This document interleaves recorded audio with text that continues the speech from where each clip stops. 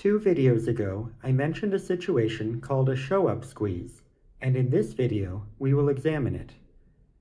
They occur rarely, but they don't use anything beyond what we've already learned from simple squeezes. Suppose you know absolutely 100% for certain that the opponent who plays immediately after the squeeze card is guarding the suit without the entry, but you don't know whether they're busy guarding the other threat suit too. We can take our usual approach of hoping that they are busy and playing as though they are. But wait, there's a simpler line of play to consider. Why don't we just finesse the spade? The finesse will work whenever our left-hand opponent has the spade guard. The squeeze will work whenever our left-hand opponent has that same spade guard. Are these plans equivalent? The answer here is no. The squeeze provides an extra chance which the finesse does not. Suppose our right-hand opponent has the spade guard, but that guard is unprotected and playing for the drop will work. Playing for the squeeze will pick up all the times when playing for the drop works. Both the finesse and the squeeze will work when our left-hand opponent guards spades in addition to their known heart guard.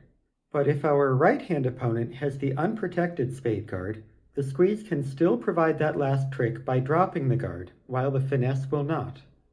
Because this requires dropping an unprotected guard, and a non-busy opponent typically won't unprotect it themselves, show-up squeezes tend to occur only when the threat card is several cards deep.